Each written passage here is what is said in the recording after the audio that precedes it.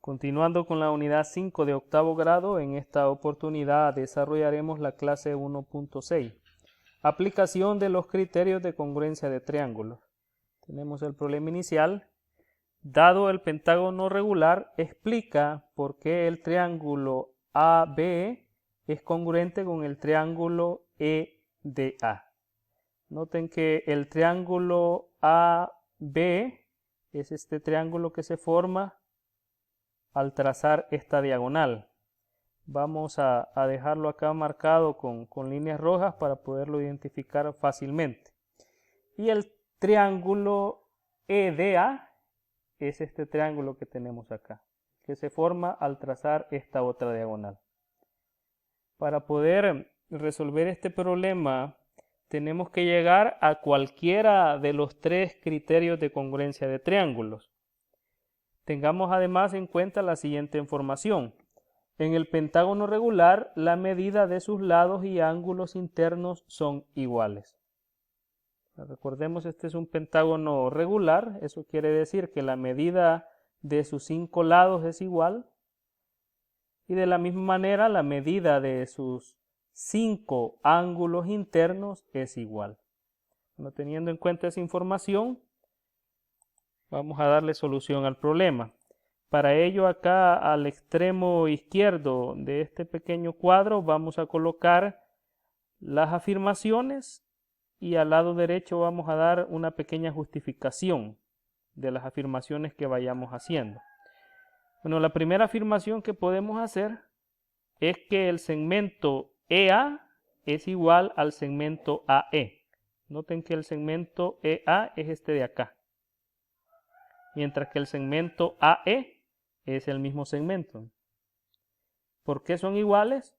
Ya que son un lado común a ambos triángulos. O sea, este segmento le pertenece a ambos triángulos. Por lo tanto, aquí tenemos establecido de que los triángulos tienen un lado de la misma medida. Ahora, la siguiente afirmación que podemos hacer es que el segmento AB es igual al segmento ED. Noten que el segmento AB es este de acá, le pertenece al triángulo que tenemos acá marcado de color rojo, mientras que el segmento ED es este de acá, le pertenece al otro triángulo. ¿Por qué son iguales? Por ser lados de un pentágono regular. Ya leíamos en esta información que los lados de un pentágono regular son iguales. Entonces aquí ya establecimos de que los triángulos tienen otro lado de la misma medida.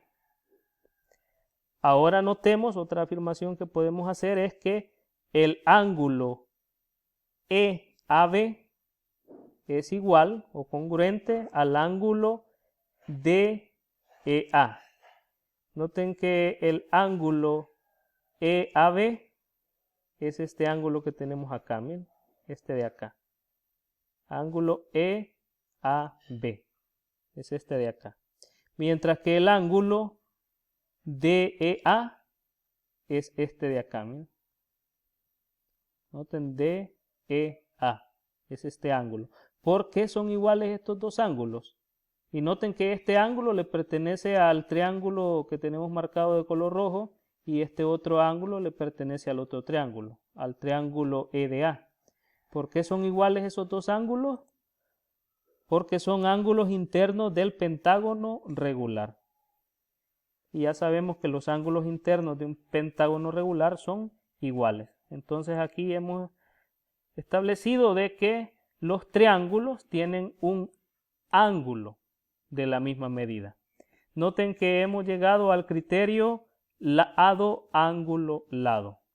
Por lo tanto, podemos concluir que el triángulo ABE es congruente al triángulo EDA por el criterio lado, ángulo, lado. Conclusión. A la serie de argumentos donde cada uno sigue de manera lógica los anteriores y cada argumento es fundamentado por otros ya comprobados, se le llama demostración. En el problema mostrado anteriormente, las características de los lados y ángulos internos del pentágono regular y los criterios de congruencia de triángulos son asuntos comprobados y la solución mostrada es la demostración.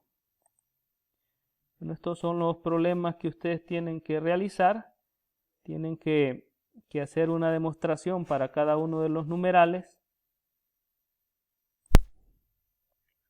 En el numeral 1 tienen que demostrar que el triángulo ABC es congruente con el triángulo CDA, y en el numeral 2 tienen que demostrar que el triángulo ABO es congruente con el triángulo CDO, teniendo en cuenta la información que la indicación proporciona.